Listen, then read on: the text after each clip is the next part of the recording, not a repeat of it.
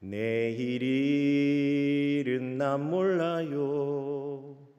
하루하루 살아요. 불행이나 요행함도 내 뜻대로 못해요. 험한 이 길 가고 가도 끝은 없고 고뇌요. 주님 예수 팔레미사 내 손 잡아 주소서. 내일 일은 난 몰라요. 장래일도 몰라요. 아버지여 날 붙드사 평탄한 길 주옵소서. 아멘. 여러분, 제가 이 찬양을 부른 이유가 있습니다. 오늘 우리가 함께 읽은 본문 말씀에 두 사람이 등장하는데 그들의 인생이 이 찬양과 너무 닮아 있더라는 것이죠. 그런데 그게 이 성경 말씀에 등장하는 두 인물뿐만 아니라 바로 남의 이야기가 아니라 바로 우리들의 이야기라는 사실이죠. 어쩌면 이 자리에 나와 계신 분들 중에는 아마 목사님, 그거 제 이야기예요 라고 떨리는 마음으로 이 자리에 나온 분도 계시리라고 믿습니다. 먼저 한 사람이 등장하는데 그 사람의 이름은 나아만입니다. 그런데 그가 얼마나 화려한 이력을 가졌는지 오늘 성경이 그에 대해서 소개하는데 정말 대단해요. 처음에 그를 군대 장관이라고 소개하는데 여러분, 군대 장관 정도면 얼마나 높은 사람일까요? 저는 잘 모르겠습니다. 그러나 우리들이 상식적으로 생각할 때 아마 사회적으로 굉장히 성공한 위치겠구나 하는 것을 우리들이 예상하게 됩니다. 그런데 그것뿐만이 아니고요. 성경에 보니까 그는요, 주인 앞에서 굉장히 크고 존귀한 자다 이렇게 표현이 돼 있어요. 여기서 주인은 누구인가? 바로 아람이라는 나라의 왕입니다. 왕 이후로는 없어요. 왕이 정점입니다. 그런데 그 왕이 크고 존귀하게 생각하는 사람이래요. 그러니 이 나아만이라는 사람이 얼마나 대단한 사람입니까? 그런데 이유가 있습니다. 그가요, 나라를 구했대요. 나라를 위기에서 건진 겁니다. 그러니 왕이 생각하기에 얼마나 중요한 사람이겠어요. 물론 성경은 그가 그 나라를 구한 이유가 하나님께서 그를 도우신 덕분이다 이렇게 기록하고 있지만 그는 이방 사람이기 때문에 그런 사실 자체를 아마 모르고 살았을 겁니다. 알았어도 인정하기 힘들었을 것 같아요. 왜? 다음 말씀이 또 그걸 증명해요. 그는 큰 용사였다라고 나옵니다. 그 자신이 생각하기에 나는 용사야. 그래서 내가 나라도 구했어. 아마 이렇게 생각하며 살지 않았을까. 그런데 이 모든 정말 대단하고 화려하고 정말 부러움을 살 만한 그의 모든 이력을 한 번에 일갈시킬 한 구절이 등장하는데 오늘 본문 1절 마지막에 보니까 그를 일컬어서 나병 환자더라 이런 말씀이 등장하더라는 것이죠. 여러분, 이 상황 때문에 그가 군대 장관이었든지 왕 앞에 크고 존귀한 자였든지 이전에 민족을 구했든지 큰 용사였든지요, 아무런 소용임도 가치도 없더라는 것이죠. 무엇입니까? 그는 단지 나병 환자였다는 사실입니다. 여러분, 이 나병은 굉장히 중한 병인 것을 여러분 아시죠? 그런데 지금도 물론 그렇지만 옛날에는요, 이 나병을 일컬어서 천형이라고 불렀어요. 하늘로부터 벌받아서 생긴 병이다. 그렇기 때문에 그는 사회적으로 아마도 이 거절의 대상, 아마 기피의 대상이 되지 않았을까, 그렇게 예상할 수 있는 것이죠. 아무리 돈이 많아도, 아무리 그가 권력을 쥐었어도 어떤 것으로도 해결하지 못하는 치명적인 문제를 그가 인생 가운데 만난 겁니다. 이게 어쩌면 우리들의 현실일 수도 있습니다. 다 이룬 줄 알았는데, 다 가지게 된 줄 알았는데, 어느 날 갑자기 내 인생에 이러한 치명적인 문제로 인해서 그동안 이루었던 모든 것이 다 물거품이 되는 것, 그것이 저와 여러분의 인생일 수 있다는 사실입니다. 혹시 여러분 아시는지 모르겠습니다만, 제가 불꽃교회 부목사로 오기 전까지 한 병원에 원목으로 근무했습니다. 특별히 그 병원에는 암 환우분들이 많으세요. 한 여자 집사님이신 것 같아요. 직분은 밝히지 않으셨는데, 목사님 제 얘기를 좀 들어주세요 라고 이야기하시는데, 이야기를 들어보니까 우리 교회에서 멀지 않은 곳에 사시는 분이더라고요. 13단지. 네. 근데 그곳으로 이사해서요, 집을 얼마나 예쁘게 꾸며놨는지 인테리어 잡지 회사에서 와서 사진을 찍을 정도로 그런 집을 꾸며놓은 거예요. 그러니까 성공한 것이죠. 예쁜 그릇도 찬장에 다 넣어놓고, 비싼 옷도 사서 걸어놓고, 또 예쁜 침구도 갖다 놓고, 누가 봐도 이 사람은 성공했구나 라고 할 바로 그때 이분에게 암이 찾아온 거예요. 그분이 저에게 그대로 하신 고백을 여러분들에게 옮겨볼게요. 목사님, 아무 소용이 없더라고요. 집이 예쁘면 뭐예요? 저 병원에서, 병실에서 하루 종일 살아요. 그릇 예쁘면 뭐예요? 저 삼시세끼 병원 식판밥 먹어요. 옷이 예쁜 게 걸려 있으면 뭐예요? 목사님, 저 하루 종일 환자복 입고 살아요. 이 고백을 하시는데 너무너무 마음이 아프더라고요. 우리들의 인생이요, 이렇게 건강의 문제뿐만 아니라 내 힘으로 해결할 수 있는 어떤 인생의 문제가 닥쳐왔을 때 그동안 내가 이뤄놨던 모든 것들이 한순간에 무너질 수도 있다는 것, 그리고 그분이 들은 그 소식이 여기 서 있는 저에게도 언젠가는 들려와서 청천벽력과도 같은 그런 날을 맞이할지 모른다는 사실입니다. 왜요? 저와 여러분이 살아가는 인생이 그렇기 때문입니다. 그런데 이런 나만의 처지보다 더 딱하고 안 된 처지의 사람이 등장해요. 심지어 이름도 없어요. 오늘 본문 2절에 보니까 단지 이렇게만 기록되었는데 어린 소녀다 이렇게 기록되었어요. 그런데 진짜 이 어린 소녀가 처한 상황이 너무 딱해요.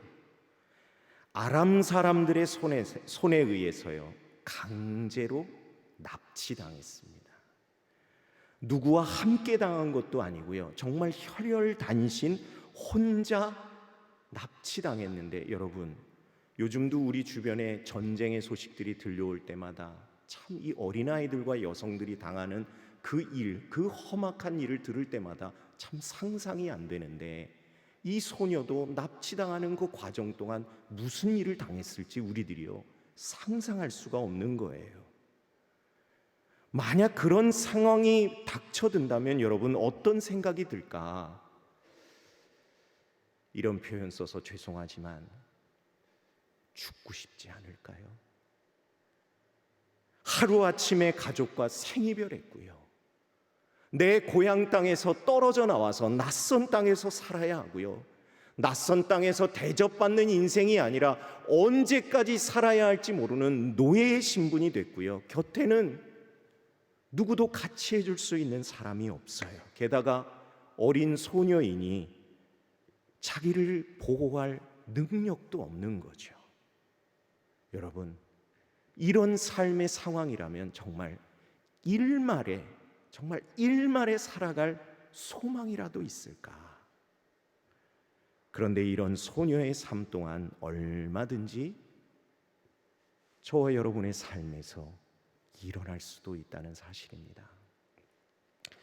저는 오늘 강단에 서기 전에 또 한 분의 연락을 지금 받고 올라왔는데, 사실은 한 몇 주 전에 연락을 받았어요. 얼마나 급했으면, 제가 떠난 지도 한참 되었는데, 제가 청년 담당 목사로 있을 때 거기에 청년이었던 자매가, 목사님 너무 간절해서 그러는데 목사님도 기도해 주세요 라고 기도 제목을 이야기하는데, 제가 듣는데 눈물밖에 안 나오더라고요. 작년에 결혼했는데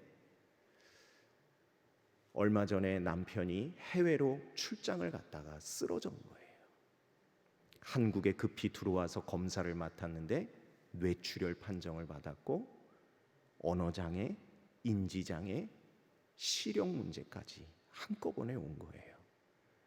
그걸 대처하기도 바쁜 그 와중에 처가로부터, 이 자기 집으로부터 연락을 받았는데 아버지가 말기 암이라는 판정을 또 받은 거예요.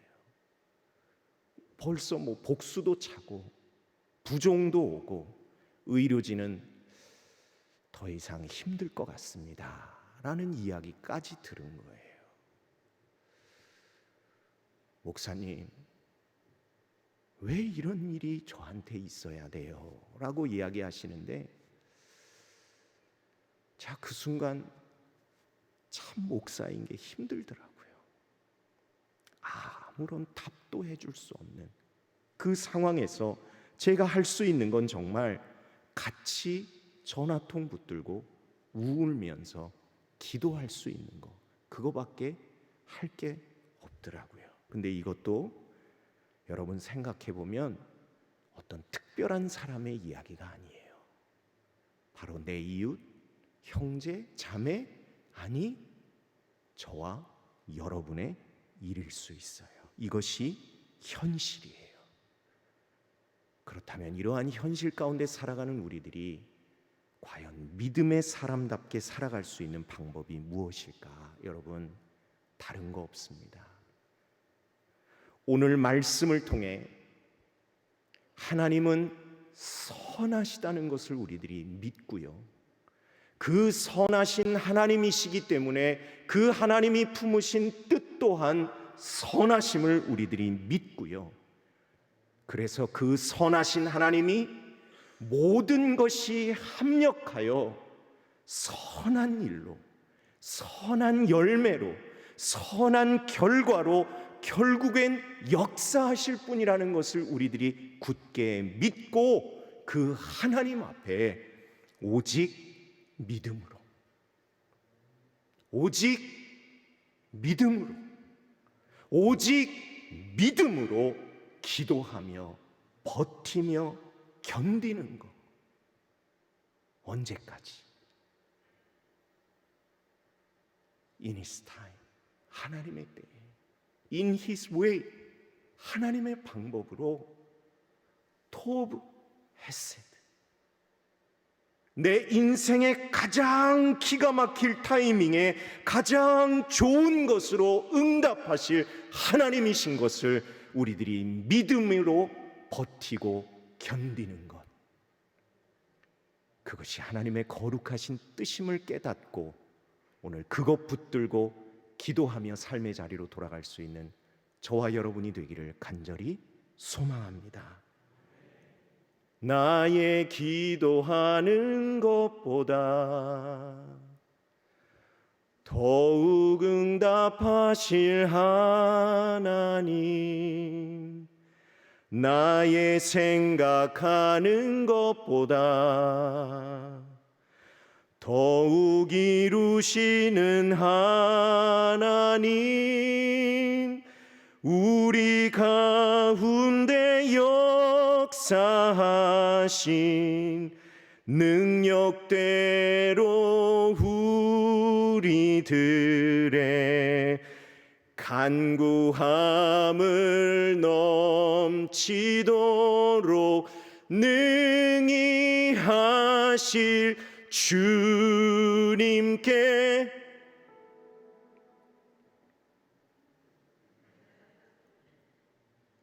음을 너무 높게 잡은 것 같아요. 못할 것 같아. 내 사랑하는 여러분, 나의 기도하는 것보다, 나의 생각하는 것보다 더 크게 역사하실 하나님이신 것을 믿으시기 바랍니다. 아멘. 그렇다면 지금부터는 그 선하신 하나님이 어떻게 역사하셨는가를 우리들이 함께 찾아보겠습니다. 먼저 어린 소녀의 삶에 어떻게 역사하셨는가.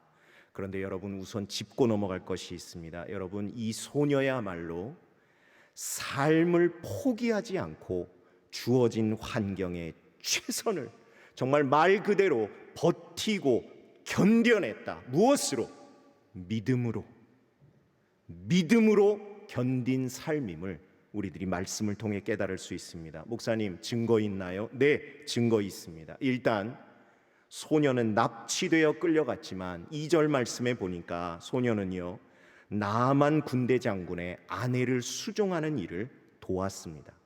여러분, 중요한 인물의 아내입니다. 그러면 그 아내도 중요해요? 중요해요. 아무한테나 맡기겠습니까? 아무나 시키겠습니까? 더더군다나 끌려온 노예인데, 그런데도 불구하고 여주인과 1대1로 대화할 수 있는 수준까지 이 소녀가 올라갔다는 사실입니다.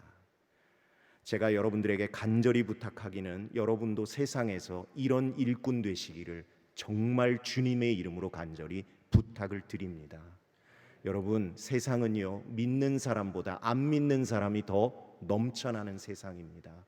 그런 세상에서 누구보다도 가치 있는 일꾼으로서 리더에게, 소유주에게, 여러분들을 고용한 사람에게, 아니면 함께 일하는 사람에게 인정받는 우리들이 돼야 될 줄로 믿습니다. 그래야 하나님도 그 가운데 역사하실 수 있는 겁니다. 여러분, 꼭 기억하시기 바랍니다. 게다가요, 이 소녀가요, 믿음을 버리지 않은 증거가 너무너무 명백하게 등장합니다. 그가 누구를 소개해요? 선지자를 소개합니다. 여기 나오는 선지자는 누구의 선지자입니까? 여러분, 누구의 선지자예요? 하나님의 선지자입니다. 하나님의 선지자. 그 앞에 가면 병을 반드시 고칠 수 있습니다라고 소녀가요, 선언을 해요. 그 고침의 능력이 어디서 오겠습니까? 하나님께로부터 아닙니까? 근데요, 저는 이 부분에서 너무너무 놀랐습니다. 왜? 믿음을 가지기가 너무 힘든 환경인데 어떻게 소녀는 이런 믿음을 고백할 수 있을까? 왜? 자기 인생 하나도 책임져 주지 못하는 하나님 아니신가요? 여러분이 소녀 입장이라면 날마다 매 순간마다 하나님 앞에 무엇을 기도하겠습니까? 하나님, 저 좀 구해주세요. 하나님, 저 억울해요. 하나님, 저 집에 돌아가고 싶어요. 제가 왜 이런 신세, 이런 꼴을 당해야 돼요? 하나님, 왜 침묵하세요?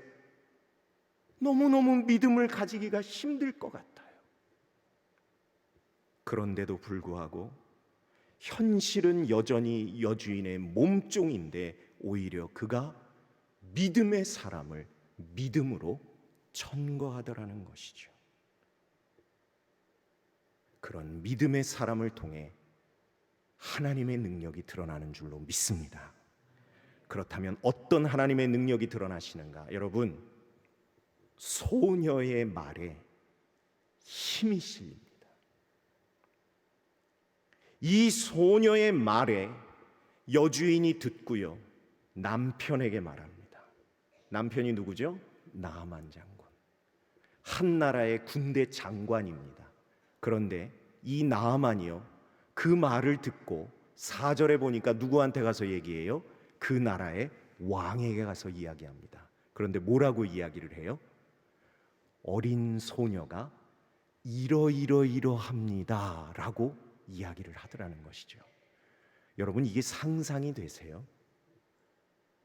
타국에 노예로 잡혀온 이름 없는 소녀입니다. 그런데 그 소녀의 말이 타고 어디까지 올라가면 왕에게까지 올라가서요, 우리가 함께 읽지는 않았지만 이 본문 뒤편으로 가면 어떤 일이 벌어지냐 하면 왕이요 그 이야기를 듣고 편지를 써줍니다. 이스라엘 왕에게.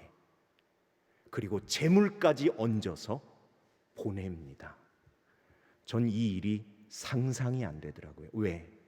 소위 말해서 이 정도 권력, 이 정도 힘을 가진 사람들은요 절대로 누구의 말을 함부로 믿지 않습니다. 솔직히 고백하지만 저는 참 드라마 보고 영화 보는 거 되게 좋아하거든요. 그런데 꼭 보면 이런 대사들 나오더라고요. 돈 있는 사람, 권력 있는 사람들은요 꼭 이래요. 난 아무도 안 믿어. 가족도 안 믿어. 난 누구만 믿어? 나만 믿어. 그러더라고요. 얼마나 이 세상이요 속임과 거짓과 아첨이 판을 치는데 그 이름 없는 소녀의 말 한마디에 나라 전체가 움직일 수 있는 건지, 여러분 다른 이유가 아닙니다. 하나님이 역사하시면 되는 줄로 믿습니다. 만군의 주 여호와 하나님, 그 하나님이 움직이시면요 작은 소녀의 말도 고지곳대로 들리게 되는 줄로 믿습니다. 자, 그래서 어떠한 상황이 벌어지는가? 나아만의 병이 고쳐지는 역사가 이후에 등장하게 됩니다. 여러분, 나아만 신앙인도 아니었잖아요. 그렇죠? 그런데도 불구하고 그는 하나님의 병 고쳐주시는 역사를 그가 인생에서 경험합니다. 게다가 그는요 그냥 병만 나은 게 아니라 하나님께서 나아만의 영혼까지도 구원해 주십니다. 나아만이 고백해요. 하나님만이 참 하나님이심을 믿게 되었습니다. 그리고 저는 이제부터 하나님만 예배하는 사람이 되겠습니다. 이렇게 그가 고백하고 고국으로 돌아가요. 여러분, 한 집안의 가장이 이렇게 변화되었으면 그 집안도 어떻게 되었을까요? 변화? 남의 가정 일이라고 변화됩니다. 그러면 그 병을 낫게 하고 가정을 변화시키는 그 원동력이었던 소녀는 그럼 과연 어떻게 됐을까? 물론 성경에는 나오지 않지만 이런 경우를 놓고 저는 이런 표현을 씁니다. 안 봐도 비디오다. 우리가 요셉을 보면 알잖아요. 꿈 하나 잘 해몽했다고 그가 어디까지 올라갑니까? 총리의 자리까지 올라가잖아요. 그럼 그 어린 소녀의 삶은 어떻게 되었을까? 여러분, 소녀가 기도한 정도는 이 정도밖에 안 됐을 거예요. 하나님, 그냥 풀려나게 해주세요. 집에 돌아가게 해주세요. 그러나 하나님은 아마 소녀의 인생 가운데 그가 상상할 수도 없는 너무나 큰 축복을 물붓듯이 부어 주셨음을 믿습니다. 그렇기 때문에 우리들이 고백하게 되는 것이 무엇입니까? 믿음이란 무엇인가? In His time, 하나님의 때에, In His way, 하나님의 방법으로, 토브 헤세드, 가장 좋은 타이밍에 가장 좋은 것으로 채워주시는 하나님이심을 우리들이 믿음으로 고백합니다. 고백하시는 분은 오른손 들고 아멘. 그런 우리들의 삶에 하나님이 역사하실 줄로 믿습니다.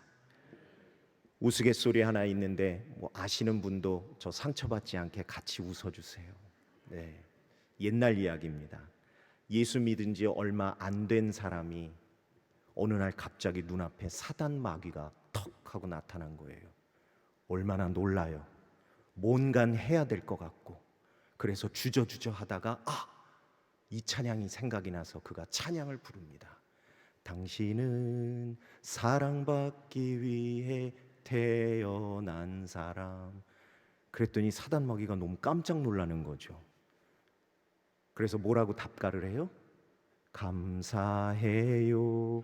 깨닫지 못했었는데 내가 얼마나 소중한 존재라는 걸. 우스갯소리지만 우리들이 이 이야기를 통해서 무엇을 배워야 하는가? 여러분, 사단은 축복해야 돼요? 대적해야 돼요? 여러분 헷갈리세요? 여러분, 사단은 축복해야 돼요? 대적해야 돼요? 대적해야죠. 누구의 이름으로 대적해야 돼요? 예수의 이름으로 대적해야 해요. 근데 뭘 알아야 하지. 이 사람은 몰랐던 거예요. 우리들이 알고 미리 준비되어져 있으면 사단이 우리 앞에 나타날지라도 우리들은 대적할 수 있어요. 누구의 이름으로? 나사렛 예수 이름으로. 나사렛 예수의 이름으로 물러가라. 왜 이것이 중요한가? 우리가 함께 봤던 이 어린 소녀의 믿음도 여러분, 이게 하루 이틀 믿음이었겠습니까?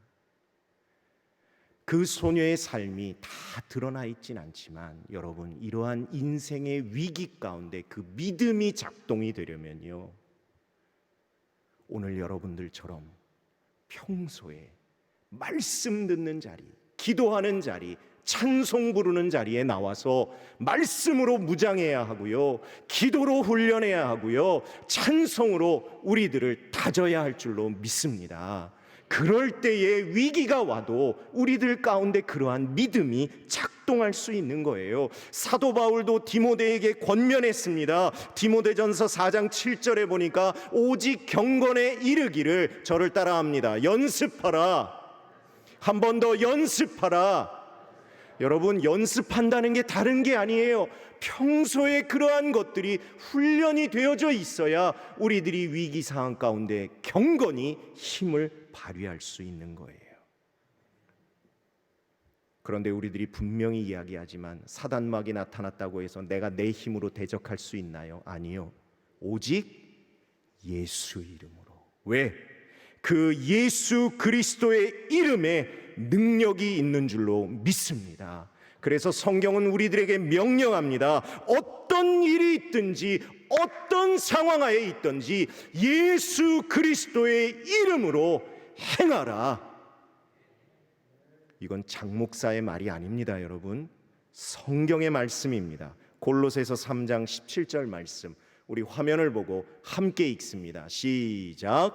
또 무엇을 하든지 말에나 일에나 다 주 예수의 이름으로 하고 그를 힘입어 하나님 아버지께 감사하라. 한 번 더 읽습니다. 시작. 또 무엇을 하든지 말에나 일에나 다 주 예수의 이름으로 하고 그를 힘입어 하나님 아버지께 감사하라. 아멘. 아멘. 누구의 이름으로 하라고 명령하십니까? 주 예수의 이름으로. 왜요? 예수 이름만이 우리들의 능력의 이름임을 믿습니다. 예수 이름만이 구원의 이름임을 믿습니다. 예수 이름만이 치유의 이름임을 믿습니다. 그 이름 붙들고 그 이름으로 우리들이 늘 기도하고 찬송하며 말씀 보면서 평소에 우리들이 믿음을 하나하나 차곡차곡 쌓아갈 때 정말 어느 순간 고통이 찾아오고 정말 견디기 힘든 아픈 시간이 찾아올 때, 그러한 때 우리들의 마음 가운데 성령님이 속삭여 주실 줄로 믿습니다. 뭐라고? 잘 들으세요. 장 목사야, 이때를 위한 믿음이다.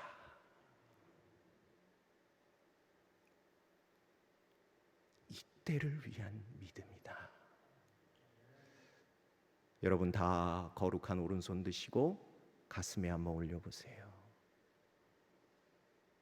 그리고 본인의 이름을 한번 불러보세요. 근데 내가 나를 부른다고 생각하지 마시고 주님이 나를 불러주신다고 생각하시고 저를 한번 따라하십니다. 누구누구야. 주님이 부르시는데 좀 정성스럽게. 네, 다시 한번. 누구누구야, 이때를 위한 믿음이다. 다시 한번, 이때를 위한 믿음이다. 아멘. 여러분, 이 말씀 꼭 잊지 마시고 오늘 여러분들의 가슴 가운데 깊이 새기셔서 눈물밖에 나는 것이 없고 한숨만 쉬어지는 그때에 성령께서 여러분들의 마음 가운데 속삭이시는 이 음성을 꼭 들으셔서, 그래, 이때를 위한 믿음이로구나, 담대히 믿음으로 그 모든 상황을 잘 맞이하시고 믿음으로 버티고 견뎌내서 하나님께서 하나님의 때에 하나님의 방법으로 토부 헤세드의 은혜를 주시는 것을 경험하고 증인으로 살아가는 저와 여러분들이 다 되시기를 주님의 이름으로 간절히 부탁을 드립니다. 우리 이 시간 함께 찬양하고 기도할 텐데요.